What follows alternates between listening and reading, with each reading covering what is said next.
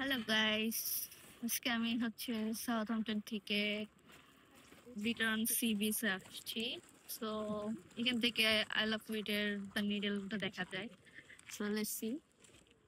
Just আমার রিলসে দেখা গেছে যে ওইখানে আমি এর আগে ছিলাম, ওটার ভিডিও দিছিলাম। সো আজকে জাস্ট এই প্রান্তে আসছি। আমি বিচটা এত ঢেউ, এত ওয়েভ, ও মাই গড! আমি তো আন্ডার এস্টিমেট করে ফেলছিলাম যারে আপলোডের পিছে কোনো ঢেউই নাই, কোনো ওয়েভ নাই। ক্যামেরাটা কেন? তো আমি নামতেও পারি নাই বিচের ওই জায়গা। এত এত ওয়েভি করতেছে, অনেকে তো মাছ ধরতেছে। দেখো, লিটারেলি আমার তো মনে হচ্ছে শার্ক চলে আসবে জায়গা। পানি অনেক ঠান্ডা, বাট কিছুক্ষণ যদি আমরা থাকি তো টেম্পারেচার বডির সাথে হয়ে যায়, কিন্তু অনেক সুন্দর ওই পাশটা হইতেছে, এত জোস।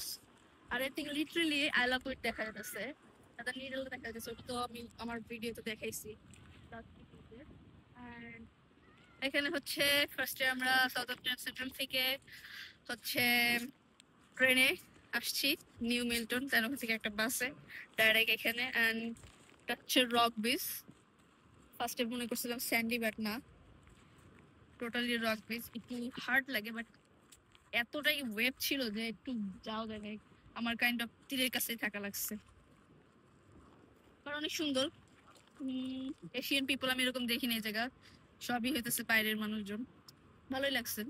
অ্যান্ড টোটালি একটা অ্যাডভেঞ্চারাস টাইপের ফিল হয়েছে, কজ আমরা কোনো কটেজ নিই নাই, কিছু না। লিটারালি কটেজের পিছনে যে হইতেছে ড্রেস চেঞ্জ করা লাগছে। মানে আমি কোনোদিন ভাবি নাই যে এরকম এক্সপিরিয়েন্স আমার লাইফে কোনো সময় আমার হবে অ্যাকচুয়ালি।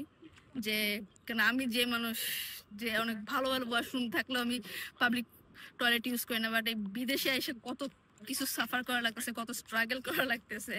এনিওয়েজ, বাট আমি অনেক এনজয় করছি। তো এখন বিচ এনজয় করার পর এখন একটু গ্রিল খাইতে মন যেতেছে। সো এখন দেখবো যে আশেপাশে কোথায় হালাল রেস্টুরেন্ট আছে, ফাইন্ড আউট করে দেন ভালো খাবার খেতে হবে।